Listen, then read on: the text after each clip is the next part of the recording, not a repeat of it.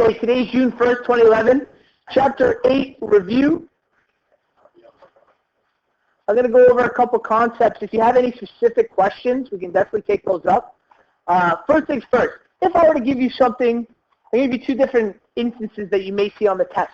For instance, I may give you angle A equals 68 degrees. A equals 5 meters. And, all right, I'll say that it's triangle AQR. And Q is 4. Where is my triangles? Here we go. Okay, if I am to set up this triangle, these are the important parts. First of all, I need to label an A. So if I call this angle A, that means this is 68 degrees. Where is side A? Opposite. So it's over here. That means this is 5 meters. Now, lucky for you guys, it doesn't actually matter which side I put the Q on. But if I call this angle Q, where's my side Q going to be? Okay? So minus those arrows I have in the middle, I'm going to get rid of them. This is what our triangle is going to look like. Okay? And maybe they're going to ask, just so you know, this might not be a triangle that works. I just arbitrarily chose numbers. What's important about this is you need to know how to set up a triangle, because I think I only have one diagram drawn for you on the test. This test is mostly words and triangles set up like this. So I'll give you a question, triangle AQR, angle A is this, side A is 5, Q, and side Q is 4 meters. You need to set up the triangle, and I'll ask maybe solve for maybe angle, what's the other one? R. Angle R. I might ask you to solve for angle R. Okay? It'll be very concise like that. It won't even really be a sentence. You guys need to be able to set up triangles like that. That's what's very important about this this chapter here. So, another one. Let's say I have triangle Y. Let's call it XYZ. I have triangle XYZ. So, triangle XYQ. I'm going to tell you that line XY is 356 centimeters. Angle Z is 24 degrees. Angle Y is 15 degrees. I need to set up this triangle. Again, you notice I've given you the side length a little differently. I'm just going to put X, Y, Z. These are going to be my angles. What's important is how I write the numbers. Now, this triangle may not be to scale. It may be drawn very poorly. But what's important is we get the numbers in the right spots, how I've named them. So, angle Z is 24 degrees. Angle Y is 15 degrees. Clearly, that's not 24 degrees, but... And finally, XY, line segment XY, what is that referring to? Yeah, it'd be referring to side Z.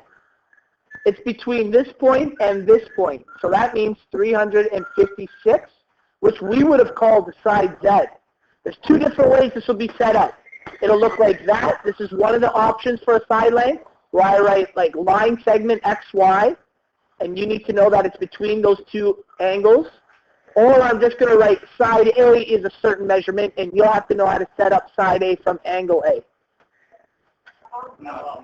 Oh, Simeon. Okay. Simeon asks when to use cosine and sine law. So Tom wants to know when to use cosine law.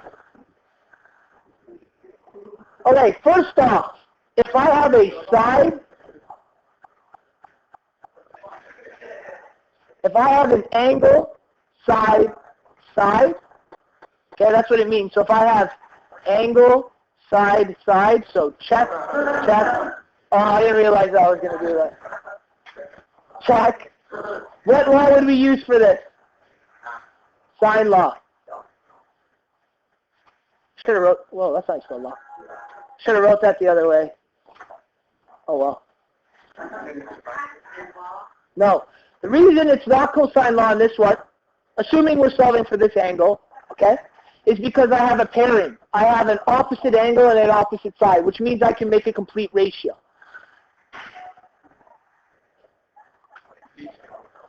Okay, another instance for our sine law. We'll call these our sine laws.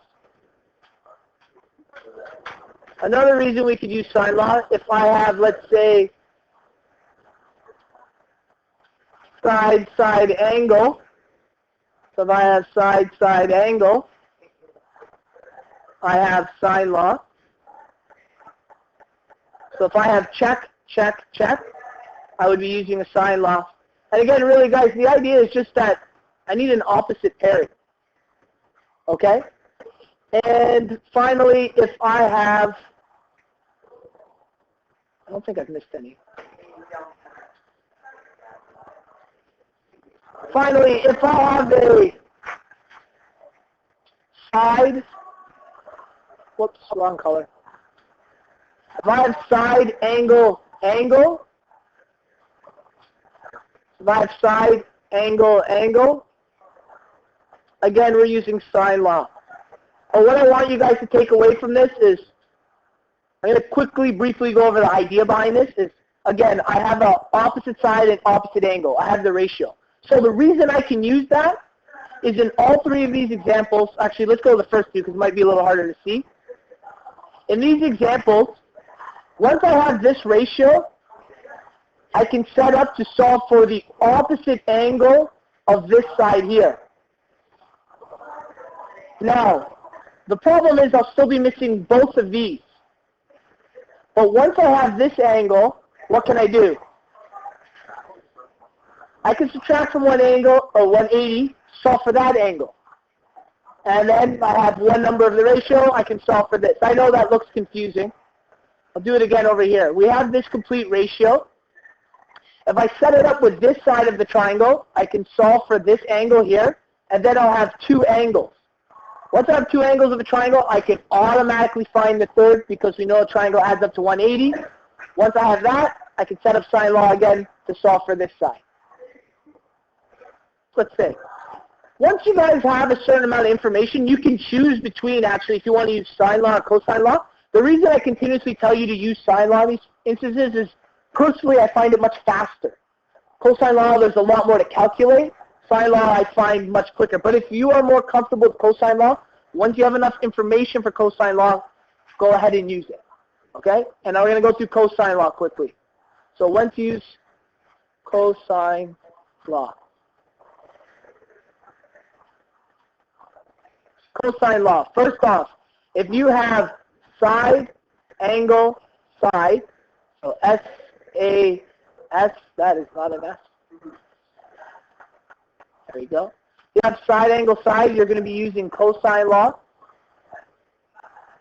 The reason being, is you do not have a complete ratio anywhere. I can't use sine law because I don't have that side, I don't have that angle, I don't have that side, and I don't have that angle. So I don't have a complete ratio.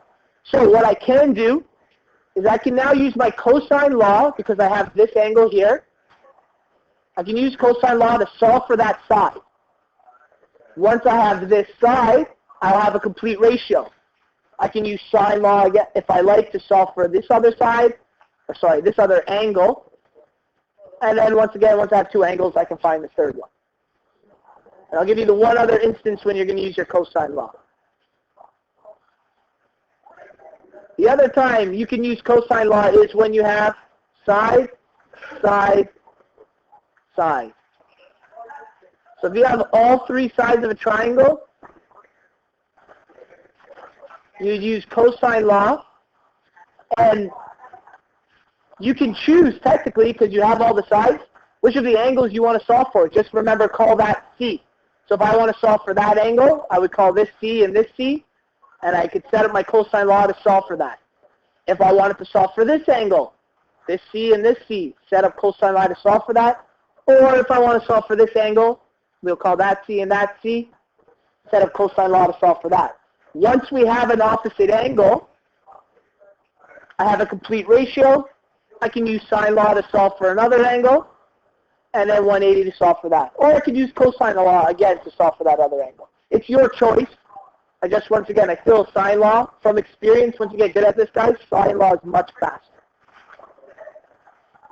Just as a recap, sine law.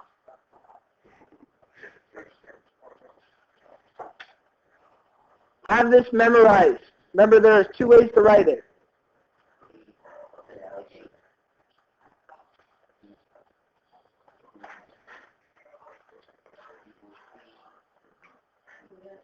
Now remember, the lower cases are sides of a triangle.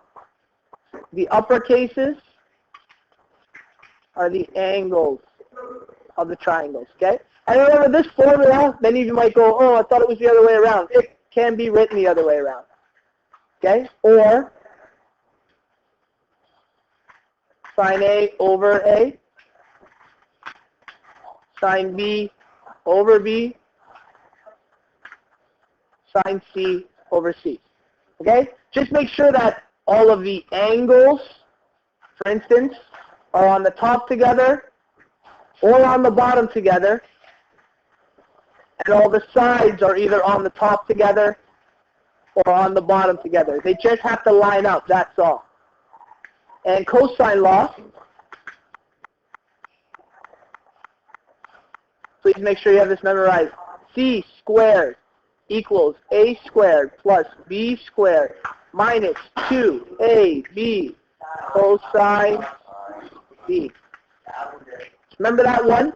And always solve for the C, either the angle or the side. Set up the triangle so that you're solving for one of those.